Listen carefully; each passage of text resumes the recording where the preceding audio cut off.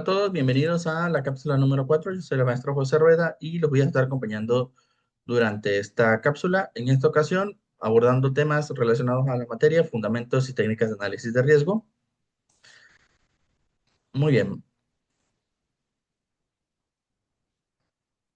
El día de hoy vamos a hablar sobre los principios del análisis de riesgo y sobre todo de las medidas de este.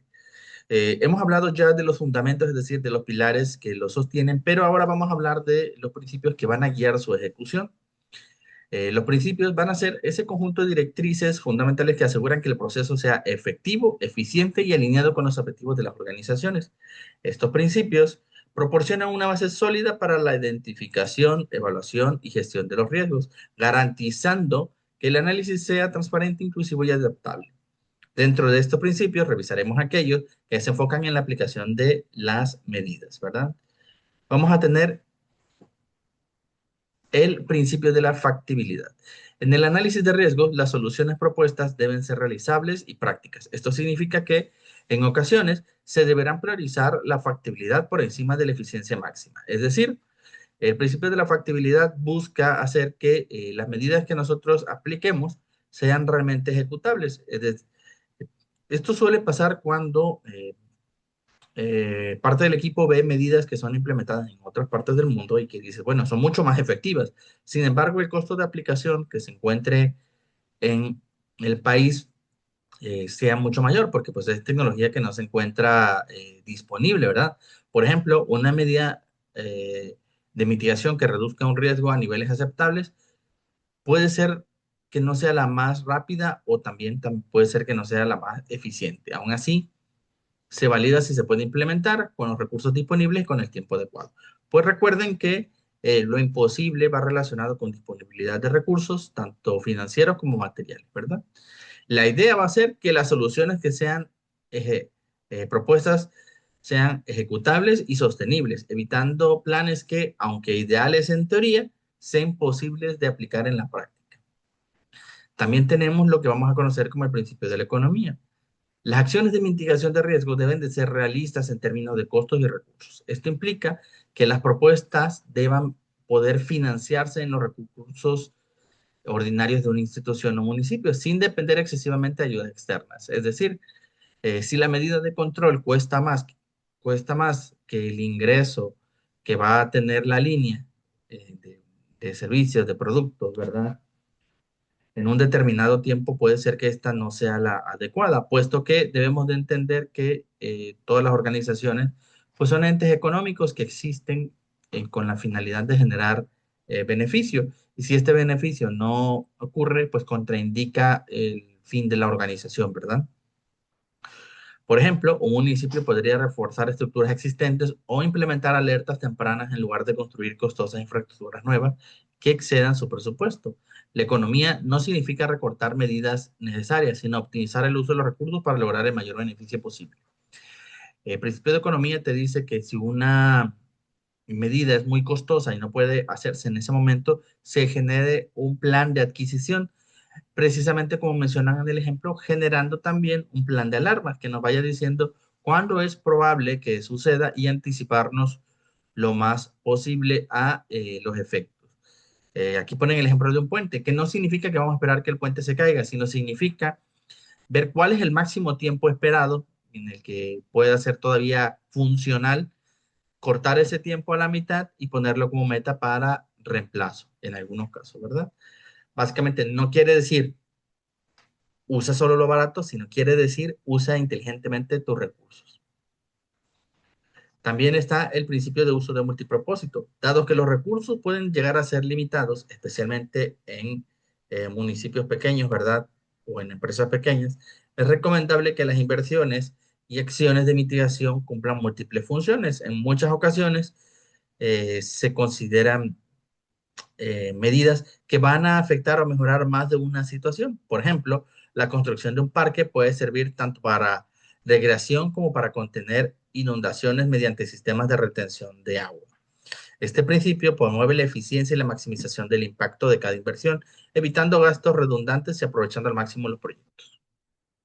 Una de las claras aplicaciones del multipropósito son la aplicación del diseño de las plantas eh, que sean, digamos, funcionales. Es decir, en las plantas, muchos hemos visto que en las grandes oficinas, ¿verdad? O en las grandes empresas se suelen tener patios amplios. Estos patios amplios suelen tener pisos muy permeables o suelos muy permeables, ¿verdad? Zonas de tránsito seguro y zonas verdes que permiten la filtración del agua, lo que evita que las oficinas sufran de inundación por encharcamiento, ¿verdad? Que podría hacerse o podría presentarse en el caso de que fuera de solo de cemento, ¿verdad? Entonces, a veces vemos algunas acciones o cuestionamos algunas decisiones y sin embargo tienen un trasfondo mucho más importante. Tenemos el principio de la compatibilidad ecológica que dice que cada intervención debe ser considerada respetando al entorno natural y mantener el equilibrio ecológico. Esto significa que las obras o medidas preventivas no deberán dañar el ecosistema de ninguna manera, ¿verdad? Ni en el suelo, ni en el aire, ni en el agua, ni mediante la generación de residuos excesivos. En este sentido, podemos encontrar que este principio orienta que los análisis de riesgo se deben de dirigir hacia un desarrollo sustentable. Es decir, la mitigación de los riesgos no quiere decir que afectemos al medio ambiente en lugar de las personas. Vamos a hablar específicamente de la contaminación del aire, ¿verdad? No quiere decir generar las chimeneas para que el aire no se quede encerrado y no afecte a las personas que están dentro de una fábrica, sino también va a implicar que hay un riesgo al medio ambiente, por lo cual esas chimeneas deben de tener tal vez catalizadores o sistemas de recirculación que permitan disminuir su efecto hacia el medio ambiente, ¿verdad? Otro ejemplo es que al construir un dique o un canal de drenaje, se deben de considerar los flujos naturales del agua, la fauna local y la vegetación, para que las mitigaciones de riesgo no generen problemas ambientales adicionales, a veces como encharcamientos, a veces como inundaciones, a veces como daños. Hay un caso muy famoso de una construcción de una presa en Italia. Se construye la presa, eh, y estaba funcionando perfectamente bien. Sin embargo, esta presa estaba o aprovechaba por el tipo de turbinas que usaba, aprovechaba la caída del agua, lo que quiere decir que estaba cerca de una fuente tipo cascada o una fuente de agua tipo cascada. Entonces, ¿qué sucede? Que al hacer esto, al hacer la presa, lo que se aumentó fue la presión del agua hacia las paredes del terreno, lo que ocasionó que montañas o elevaciones terrestres que estaban a los lados se volvieran inestables y que hubieran deslaves. Y esos deslaves literalmente sellaron la presa, es decir, se deslavó tierra y entró dentro del canal de agua y selló completamente el canal de agua, ¿verdad? Puesto que no se consideró el efecto, se consideraron los beneficios eléctricos, ¿verdad? De la presa, pero no se consideró el efecto que tenía la presa hacia el medio ambiente. Y aunque en este caso fue simplemente la presa quedó inútil, ¿verdad? Y hubo recursos financieros desperdiciados, aunque no hubo una contaminación como tal a a la presa, sí hubo un cambio en el cauce del agua, lo que posteriormente, con el paso de los años, generó problemas de inundaciones en el otro brazo del caudal que estaba vigente. El principio de la compatibilidad humana.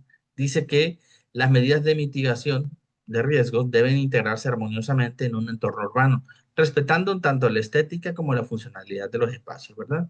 Esto implica que las construcciones o modificaciones no deben romper con el estilo arquitectónico ni interferir con la movilidad y el uso cotidiano de la ciudad. Por ejemplo, un sistema de evacuación de aguas pluviales debería diseñarse de manera que no interrumpa la circulación peatonal ni el acceso a edificios públicos, ¿verdad? Otro ejemplo es que ya existen muchos edificios que integran opciones funcionales aprovechando recursos.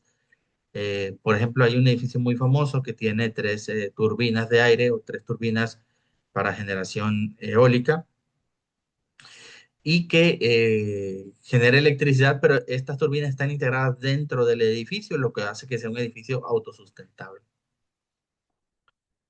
El principio de no conflicto. Las propuestas de mitigación no deben generar conflictos adicionales, ya sean legales, sociales o de propiedad. Esto incluye respetar los derechos de los propietarios, evitar disputas vecinales y garantizar la solución de manera que no afecte negativamente a terceros. Por ejemplo, si se plantea construir un muro de retención en una zona inundable, se debe asegurar que no invadan terrenos privados, ni que limite el acceso de la comunidad a servicios esenciales. Es decir, cuando nosotros planeamos medidas de mitigación, debemos hacer que éstas no afecten a nadie más ni al medio ambiente y que obviamente que no tengan conflicto con cuestiones legales, ¿verdad? La idea es que las medidas de prevención sean seguras, efectivas y aceptables para todos los que estemos involucrados. El principio de la proporcionalidad. Las acciones de control deben de ser proporcionales al nivel de riesgo identificado. Un riesgo alto va a requerir medidas más fuertes y sobre todo urgentes, mientras que el riesgo más bajo puede gestionarse con vigilancia o acciones menos agresivas, ¿verdad?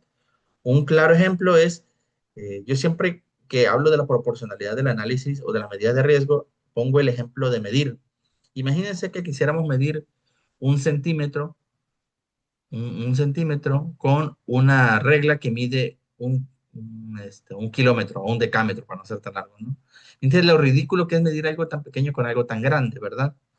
En ese punto podemos ver que las medidas también necesitan una proporcionalidad efectiva para no hacer un desperdicio de los recursos. Y el principio de la mejora continua, que básicamente es entender que los análisis de riesgo son dinámicos y las medidas también lo son. Por ello, el análisis debe hacerse como un proceso que va a necesitar de constante revisión y que sus medidas van a necesitar constante revisión, de manera que podamos eficientar la medida y también aprovechar la ventaja en los nuevos recursos que se encuentran disponibles, tanto económicos como nuevas tecnologías. Muy bien, eso es todo por la cápsula del día de hoy. Nos vemos en la siguiente.